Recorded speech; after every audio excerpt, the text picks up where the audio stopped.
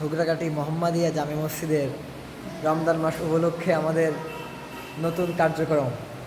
আসলে রমজান মাস একটা মানুষের হৃদয়ের মাস। রমজানুল মোবারক। সবাই নিজ নিজ দায়িত্বে কাজ করতেছে সবাই।